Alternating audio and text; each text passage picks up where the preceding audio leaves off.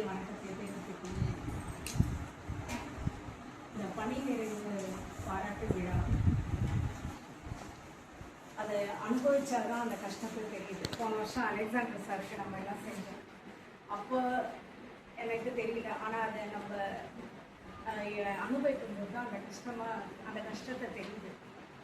ஏன்னா இந்த பனிக்காலம் என்பது நம்மக்கிட்ட எல்லா சொத்து சுகம் எல்லாம் இருந்தாலும் நம்ம செய்கிற வேலை தான் நம்மளுக்கு அந்த ஒரு நல்ல திருப்தியை தரும்.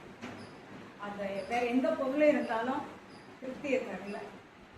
இப்போ எனக்கு ஒவ்வொருத்தரையும் நான் சொல்கிறேன்ல, என்ன ஒரு 2 வருஷம் இருக்கக்கூடாதான் அந்த ஆசை எதற்காக வந்ததுன்னா, நான் ஸ்கூலுக்கு வந்தேன்னு வச்சுக்கோங்க, 5 மணிக்கு எழுந்திரிச்சிடுவேன். காலையில் எழுந்திரிச்சு பரபரன்னு கிளம்பிடுவேன், கரெக்டாக சாப்பிடுவேன். அப்போ பசங்களுக்கு சொல்லித்தருவேன், கரெக்டாக இருந்தது. ஸோ என்னோட உடல் ஆரோக்கியமே இந்த ஸ்கூலால் தான் நான் நல்லா இருக்கேன்.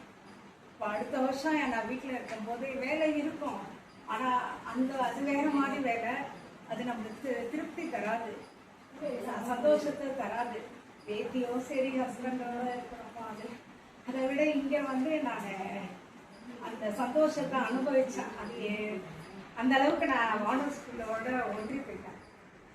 அந்த அளவுக்கு எனக்கு பிடிச்சிருந்தது. அது மட்டும் இல்லை, நான் என் பசங்க இந்த நிலைமைக்கு வந்ததுக்கு காரணமே நான் செய்த இந்த சேவை தான் இருக்கு. நான் ப்ரைவேட் ஸ்கூல்லலாம் கூட ஒர்க் பண்ணேன். அங்கெல்லாம் பணக்கார பசங்க காரில் இறங்குவாங்க. ஆனால் நம்ம ஏழை பசங்க அவங்க வீட்டெல்லாம் பார்த்தீங்கன்னா சொல்லுவாங்க, பசங்கிட்ட நான் ஃப்ரீயாக பேசுவேன். அதனால தான் எந்த பயம் அவ்வளோ இருக்காது. சாப்பாடு கூட கஷ்டம், வேலைக்கு போனால் தான் சாப்பாடு. ஸோ அந்த மாதிரி பசங்களுக்கு நான் சேவை செஞ்சதுனால தான் என் பசங்க நல்லா இருக்காங்கன்னு அந்த ஒரு ஃபீலிங் எனக்கு இருக்கும். நம்ம என்ன செய்யணும், நம்ம ஏழை பசங்களுக்கு நல்லா செய்யணும், அது நம்மளுக்கு புண்ணிய செயல் அப்படின்னு அந்த இந்த ஸ்கூலுக்கு வந்தப்பயே ஆச்சாரியால ஒர்க் பண்ணேன், விவேகானந்தால ஒர்க் பண்ணேன். ஆனால் அதை விட எனக்கு இந்த ஸ்கூலுக்கு வந்தோடனே எனக்கு அந்த மாதிரி பட்டது. ஏழை பசங்க பாவம் சாப்பிடாம ஒரு ஆளுங்க. டீச்சர் காலையில் என்ன சாப்பிட்டேன், நான் கேட்பேன், என்ன காலையில் ஒன்றும் சாப்பிடல டீச்சர், பசிக்குதுன்னு வாங்க, பாவமாக இருக்கும். ஸோ அந்த இதுலேயும் நம்ம என்ன பண்ணோம், அந்த பசங்களுக்கு நம்ம ஏதாவது செய்யணும். முதல்ல நான் சாப்பாடு கூட சில டைம் கொஞ்சம் எடுத்துகிட்டு கொடுப்பேன், ஷேர் பண்ணி சாப்பிடுவாங்க. ஸோ அந்த பசங்களுக்கு செய்த சேவை ஒரு புண்ணிய செயல். நம்ம கோயிலுக்கோ எங்கேயும் போகணும்னு அவசியமே இல்லை. அதை நான் மனப்பூர்வமாக உணர்ந்தேன். இந்த பசங்களுக்கு செய்கிற சேவை தான் என் பசங்க படித்தாங்கன்னு நான் உணர்ந்தேன். அதனால தான் நான் இன்னும் 2 வருஷம் இருக்காதா, இன்னும் 5 வருஷம் இருக்காதான்னு வேறு எந்த இது போபால் போகிறேன், அங்கே ஊர் பார்க்குறேன், அந்த டைம் தான் சந்தோஷம் இருக்கும். குழந்தைங்க ஹஸ்பண்டோட இருப்பாங்க, குழந்தைங்களை பார்த்து. ஆனால் இங்கே செய்கிற சேவை தான் ஒரு புண்ணிய செயல். இந்த புண்ணிய செயல் தான் நம்ம கடைசியில் வரப்போகுது. அதனால தான் நான் ஆசைப்பட்டேன். மற்றபடி சேலரி வருது அந்த மாதிரி கூட நான் நினைக்கல.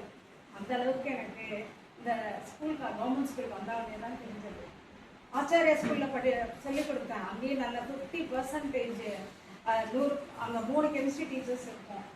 அதில் பாதி பசங்க பார்த்தீங்கன்னா மெடிக்கல், இன்ஜினியரிங், அக்ரி எல்லாம் போவாங்க. எல்லாம் பணக்கார பசங்க. ஆனால் இந்த பசங்க ஏழை பசங்க. அதனால நான் அதை செய்யறது ஒரு புண்ணிய செயலாக நினைச்சு ஆசைப்பட்டேன். அதனால் அந்த சார் கூட எங்கள் சார் கூட திட்டுவார், இவ்வளோ லீவ் வச்சுருக்கேன், கால் முடியலன்ற லீவ் போடுறக்கண்ண அப்படின்னு. எனக்கு இங்கே வந்தால் ஒரு மாதிரி ஹெல்த்தியாக இருந்தேன். அது ஒரு டெய்லி ஸ்கூலுக்கு வீட்டுக்கு போகும்போது நிம்மதியாக இருப்பேன். சரி வந்தோம், பசங்களுக்கு சொல்லிக் கொடுப்போம் அப்படின்ட்டு அந்த ஒரு திருப்தி இருந்தது எனக்கு. அதனால தான் நான் ஆசைப்பட்டேன். அப்புறம் நான் 92லேயே முடிச்சுட்டேன் எம்எஸ்சி பிஎட். 91ல் எங்கள் அம்மா இறந்துட்டாங்க. அந்த ஒரு வருஷம் நான் படிக்கல. அப்போ ஒரு பயங்கரமான இழப்பு. அந்த 1 இயர் கழிச்சு எம்எஸ்சி முடிச்சு அந்த பேப்பர்ஸ் எல்லாம் இந்த +2 சென்ட் மேரிஸில் படித்தேன், கேத்தலிக் ஸ்கூலில் படித்தேன். அடுத்து பிஎஸ்சி சாரதா காலேஜில் படித்தேன். MSc Annamalai university, BEd home science college deemed university, MPhil Bharathiar university, அதாவது விநாயகர் மிஷன் படிச்சுட்டு அப்புறம் சீனியாரிட்டி பிரகாரம் போட்டுகிட்டே வந்தாங்க. திடீர்னு நடுவில் போஸ்டிங்கே போடல, பெரிய யூனிவர்சிட்டிஸ் நடுவில் போஸ்டிங்கே போடல. ஸோ 92ல் முடிச்சேன்னா உடனே நான் Sri Vidya Mandir higher secondary school சிபிஎஸ்சியில் 2 வருஷம் வேலை செஞ்சேன். அதுக்கப்புறம் சாரு கல்யாணம் ஆயிடுச்சு. சாரோட 94 அவர் கவர்மெண்ட் எங்கள் அண்ணா அம்மா வந்து எம்எஸ்சி செகண்ட் இயரில் இருந்துட்டாங்க. அண்ணா வந்து சரி கவர்மெண்ட் போஸ்ட்டு கவர்மெண்ட் ஜாப்ல இருக்க மாப்பிள்ளையோடு பார்த்தாரு. இவர் வந்தார். ஸோ அதனால் கல்யாணம் பண்ணோம். அந்த ஜாபை அதுலேயும் நான் நல்லா 10th வரைக்கும் எடுத்தேன்.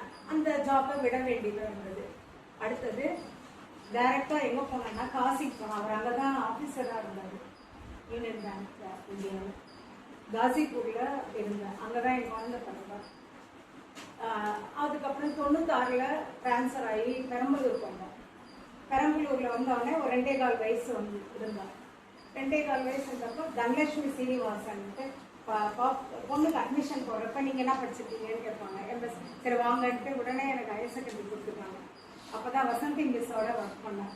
அங்கே ஒரு 2 வருஷம் வேலை செஞ்சேன். அதுக்கப்புறம் பார்த்தீங்கன்னா சார் ப்ரமோஷனில் மேனேஜர் போஸ்ட்டு ரிட்டர்ன் டெஸ்ட் எழுதினார். பாஸ் ஆகிட்டாரு.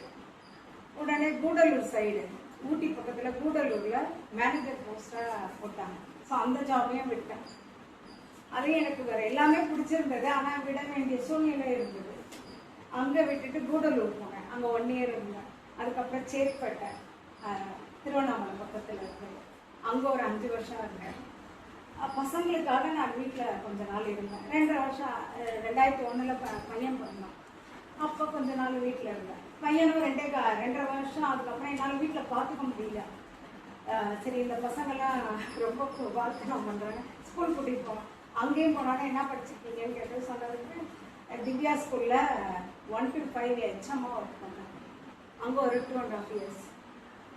ஸோ இப்படியா சாரால் நான் வந்து ஒரு இடத்துல ஷைன் ஆக முடியல. அவர் ஆனால் ஷைன் ஆகிட்டார். ஆஃபீஸராக இருந்தார். மேனேஜர் போஸ்ட்டாக வந்துட்டார். அதுக்கப்புறம் 2004 இருந்து தான் பாண்டிச்சேரிக்கு வந்தோம். இதுக்கு மேலே நானே நீங்கள் எங்கே வேணால் போங்க, நான் இங்கே தான் இருந்தேன் அப்படின்னு சொல்லிட்டு 2004 இருந்து 10 வரைக்கும் இது Vivekananda higher secondary school, last Acharya school, இந்த 2 ஸ்கூல்லையும் வேலை செஞ்சேன்.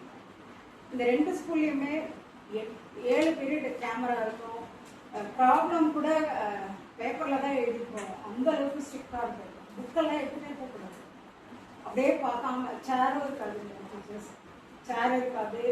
அந்த அளவுக்கு டெய்லி ப்ரிப்பேர் பண்ணிட்டு தான் போக முடியும். அப்படியே சுந்தராய் சாரோட பொண்ணு கூட நான் இருக்கேன் விவேகானந்தா ஸ்கூலில். இது எனக்கு ஒரு கிரேட் எக்ஸ்போஷராக இருந்தது. அப்புறம் ஆச்சாரியா ஸ்கூல்லையும் 500 பசங்க, அதில் 3 கெமிஸ்ட்ரி டீச்சர்ஸ் நல்லா போட்டி போட்டு எடுப்போம். அதில் பாதி பசங்க பார்த்தீங்கன்னா இன்ஜினியரிங் மெடிசன் அனுப்பிடுவோம். ஆனால் இப்போ அந்த சூழ்நிலை இல்லை அப்படின்னா அந்த கரஸ்பாண்டன்ட் கூட நீங்கள் அனுப்பவே நான் மனசு இல்லை. நீங்கள் ரிட்டையர்மெண்ட்டுக்கு அப்புறம் வாங்க நான் தரேன் போஸ்டிங் இருந்தாரு. நான் சார் எடுக்கும் போகிற மாதிரி இல்லை. அந்த அளவுக்கு அதை பார்த்தோன்னே தான் எனக்கு மோட்டிவேஷன் வந்தது. சென்டம் எவ்ரி இயர் 3-4 சென்டம் கொடுப்போம் கெமிஸ்ட்ரியில். ஃபிசிக்ஸும் அவ்வளோ நல்லா படிப்பாங்க. கொஞ்சம் வசதியான பசங்க. அந்த பசங்களை பார்த்து தான் எனக்கு மோட்டிவேஷனாக வந்துருச்சு. நம்ம பசங்களை பார்க்கணும் அப்படின்ட்டு என் பொண்ணுக்கு கெமிஸ்ட்ரி நானே எடுத்தேன். பொண்ணுன்றதால ஓரளவுக்கு சொல்கிறபடி கேட்பான். நான் என்ன சொல்லி கொடுத்தாலும் கோஆப்ரேட் பண்ணுவோம் இல்லைங்களா. பொண்ணு கொஞ்சம் கோஆப்ரேட் பண்ணுவான். நீங்கள் சொன்னால ஜடை போடுறப்பெல்லாம் நானே தான் கெமிஸ்ட்ரி நடத்துகிறேன். ஜடை போடுறப்பெல்லாம் அப்படியே சொல்லிட்டு அப்படியே சொல்லி கொடுப்பேன்.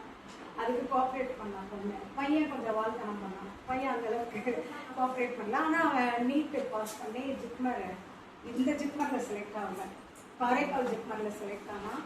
அதுக்கப்புறம் 3rd year இங்கே ஷிஃப்ட் ஆகியாச்சு. அவனாவே அப்புறம் பிஜி 4 months உட்காந்து படிப்பாங்க. இங்கே பிஜி ஆர்த்தோ படிக்கிறேன். ஸோ என்னோடது பார்த்தீங்கன்னா 12 வருஷம் ப்ரைவேட் ஜாப், 16 வருஷம் தான் கவர்மெண்ட் ஜாப். ஆனால் இந்த 16 வருஷம் 12 வருஷத்தை விட 16 வருஷம் தான் எனக்கு ரொம்ப பிடிச்சிருந்தது. ஒரு மாதிரி திருப்தியாக இருக்கு. இன்னும் இருக்காதான் கேட்குறேன். அப்போ கவர்மெண்ட் ஸ்கூலில் வந்து தெரியல எனக்கு இவ்வளோ மாதிரி நிஜமாக இதெல்லாம் நான் மிஸ் பண்ணுறாங்க எல்லாம். அப்போவே நான் போஸ்டிங் வந்திருந்தா அதுலேயும் 96 சீனியாரிட்டி பிரகாரம் போட்டுட்டு இருந்தாங்க. சார் அதெல்லாம் ரினியூவல் பண்ணிட்டு இருந்தாரு. அதுக்கப்புறம் செக் பண்ணுறப்போ 6 மாதம் பத்தல. நான் ஏன்னா எங்கள் அம்மா இருந்தப்போ அந்த 1 year பேப்பர் எழுதலை.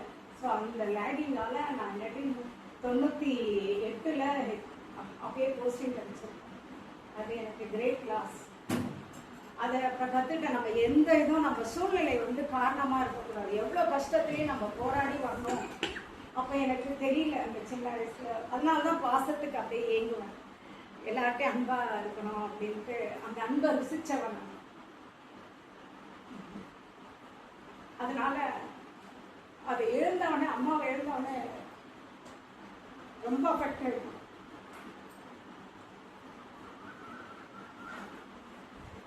அப்போ உங்களை எல்லாம் பார்த்துருந்தா எனக்கு ஒரு மோட்டிவேஷன் வந்துருக்கும் போல. அந்த 1 இயர் கேப்பில் எனக்கு கிடைக்கல சீனியாரிட்டியில். இல்லாட்டி 98 அப்பாயின்மெண்ட் ஆகிடும். அப்புறம் 2001 டிஆர்பி எழுதுனேன். 12, 14 மார்க் ஒவ்வொருத்தனையும் விட்டுட்டேன். என்னால் முடியல. ஏன்னா 92 முடிச்சேன். Long gap, 8 years to 9 years. எல்லா ஸ்பெக்ட்ரா, குரூப் தியரி எல்லாம் மறந்து போச்சு. பசங்க தான் ஞாபகம் வந்தது, எல்லாம் மறந்து போச்சு. அதனால என்ன சரி ப்ரைவேட் ஸ்கூலுக்கு போகலாம். வீட்டில் இருக்க பிடிக்காது எனக்கு.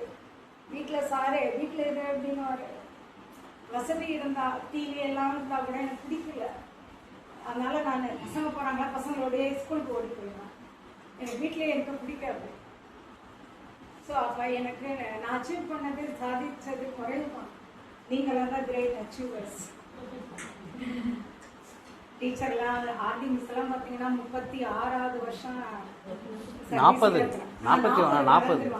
டீச்சரும் பார்த்தீங்கன்னா எங்களோட டிஜே ஒர்க் பண்ணி இப்போ நம்ம ஸ்கூலுக்கு எங்கேச்ச மாதிரி அவங்கள்ட்ட நாங்கள் அது ஒரு சாதனை. சந்தோஷம் தான், சந்தோஷம் தான், அது ஒரு சாதனை. நம்ம வேற எதுல பசங்களை படிக்க வச்சாலும் நம்ம என்ன சாதிக்கிறோம் அதுதானே கேட்பாங்க. நீ என்ன சாதிச்சோம் தானே கேட்கறாங்க. ஸோ சாதனை உருவாக்கிட்டீங்க.